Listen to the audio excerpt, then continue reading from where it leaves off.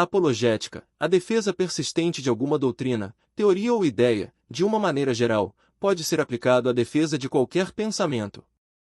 Mas quando falamos de apologética cristã, precisa ficar claro que é a defesa da fé cristã pura e simples.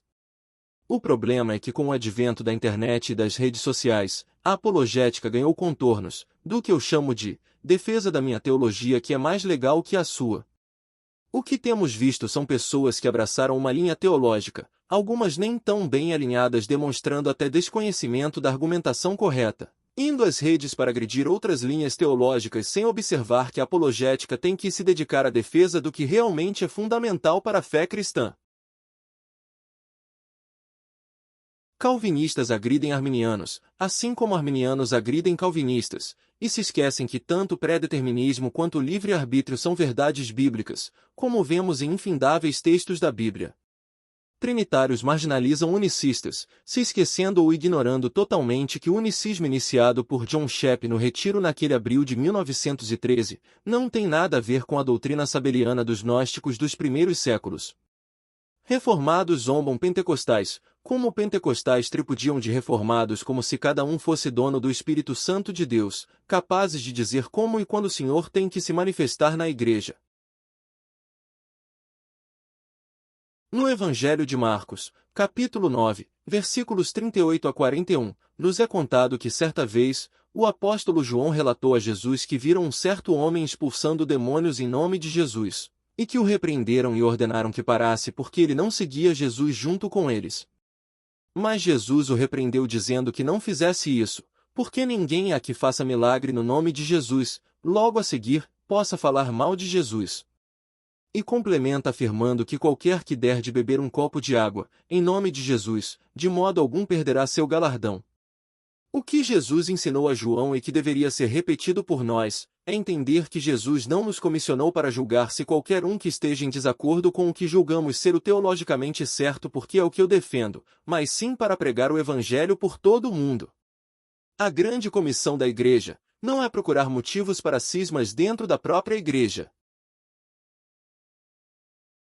Em Atos, capítulo 15, vemos claramente que a igreja do primeiro século tinha divergências de pensamentos, mas isso não foi bastante para dividir a igreja.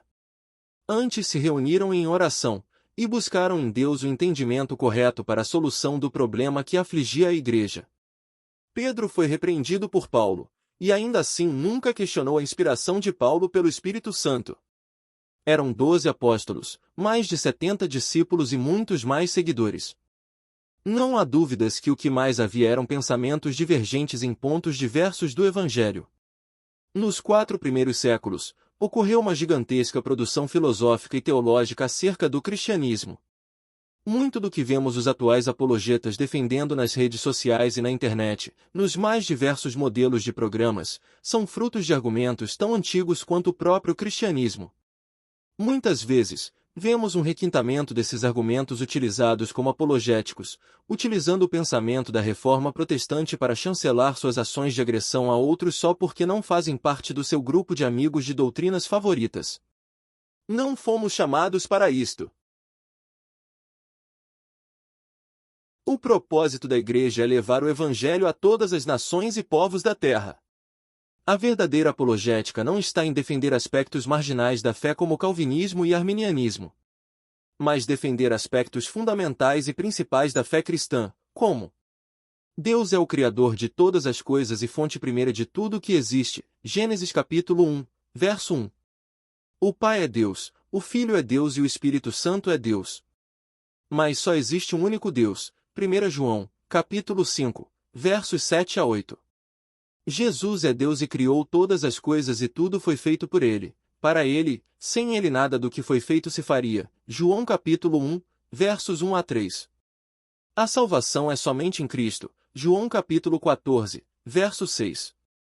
Toda a humanidade herdou o pecado de Adão, dependendo exclusivamente da redenção pela graça de Jesus. Romanos capítulo 3, versos 23 a 26.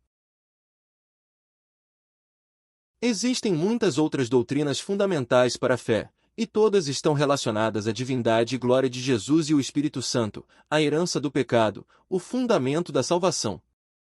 Mas não é através de ataques e debates infindáveis, nos quais muitas vezes se peca tanto, que lançamos Cristo novamente ao vitupério, levando a palavra a níveis tão baixos que colocamos o Evangelho junto ao profano. A verdadeira apologética é como vemos no discurso de Pedro em Atos capítulo 2, versos 14 a 40, que teve como resultado a conversão de 3.000 pessoas, gerando transformação de vidas. A verdadeira apologética se faz quando falamos a verdade para os que estão cegos, como em Atos capítulo 2, versos 10 a 26. A verdadeira apologética é quando defendemos nossa posição de fé, mesmo quando estamos sob ameaça real, como em Atos capítulo 6, verso 8 a capítulo 7, verso 53, e nos custe a vida, versos 54 a 60. A grande verdade é que vivemos em um ambiente completamente livre de pressão ou perseguição, que nos leva a perder tempo com questões pequenas e mesquinharias que nascem na nossa vaidade.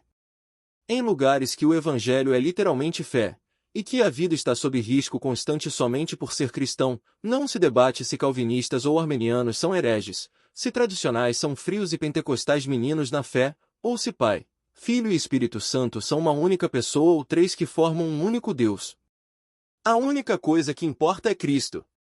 A única coisa que importa é crer que Jesus é o único caminho para a salvação e que fora dele só há condenação. Vamos parar de envergonhar o nome de Cristo, falando mal um dos outros, em programas que são transmitidos para pessoas que ficam rindo de como nos digladiamos porque não conseguimos nos respeitar como irmãos em Cristo, brigando por causa de coisas menores, como se não tivéssemos algo muito maior em Jesus que nos faz igreja. O mesmo fundamento em que Cristo edificou a sua igreja. Jesus Cristo. Que o Senhor abençoe a cada um. Fiquem na paz de Cristo e até o próximo vídeo. Curtam e compartilhem.